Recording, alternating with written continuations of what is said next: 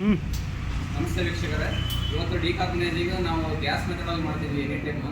ಈಗ manual ಮೆಥಡಾಗಿ decarbonising ಮಾಡ್ತಾ ಇರೋದು BS6 ವೆಹಿಕಲ್ಗೆ. ಇದು BS6ಅಲ್ಲಿ ನಿಮಗೆ ಪಿಕಪ್ ಕಂಪ್ಲೇಂಟ್ ಇತ್ತು, ಅದಾದ್ಮೇಲೆ ಮೈಲೇಜ್ ಇಷ್ಟು ಇತ್ತು ಗಾಡಿ ಇದು.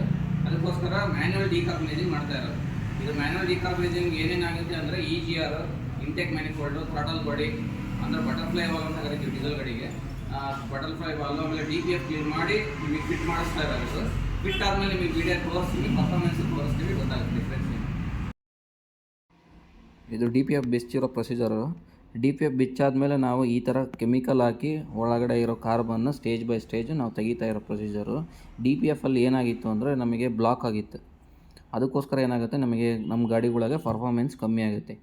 ಪರ್ಫಾರ್ಮೆನ್ಸ್ ಕಮ್ಮಿ ಆದರೆ ನಿಮಗೆ ಗಾಡಿ ಓಡಿಸೋಕ್ಕೆ ಒಂಥರ ಏನೋ ರಫ್ ಫೀಲಿಂಗು, ಏನೋ ಒಂಥರ ಹಿಡ್ದು ಎಳೆಯೋ ಅಷ್ಟು ಫೀಲಿಂಗ್ ಬರುತ್ತೆ BS6ಅಲ್ಲಿ. ಅದಕ್ಕೋಸ್ಕರ ಇದು ಕಾರ್ಬನ್ ಕ್ಲೀನ್ ಮಾಡ್ತಾ ಇರೋದು ಮ್ಯಾನ್ಯುವಲ್ಲಾಗೆ. ಇದು ಮ್ಯಾನ್ಯುವಲ್ ಪ್ರೊಸೀಜರ್ ನಮ್ಮಲ್ಲಿದೆ, ನಾವು ಮಾಡ್ತಿದ್ದೀವಿ ಮ್ಯಾನ್ಯುವಲ್ ಪ್ರೊಸೀಜರು. BS6, BS4 ಯಾವುದೇ ಗಾಡಿ ಕೊಟ್ಟರು ನಾವು ಮಾಡಿಕೊಡ್ತೀವಿ ಡಿಕಾರ್ಬನೈಸಿಂಗು. ನಾವು 100% ನಿಮಗೆ ಪರ್ಫಾರ್ಮೆನ್ಸ್ ಕೊಡೋಂಗೆ, ವಿತೌಟ್ ಏನೂ ಇಂಜುರಿ ಆಗಲಿಲ್ಲಂಗೆ ನಾವು ಡಿಕಾರ್ಬನೈಸಿಂಗು ವಿತ್ ಮ್ಯಾನ್ಯುವಲ್ ಪ್ರೊಸೀಜರ್ವರೆಗೂ ಮಾಡ್ತೀವಿ.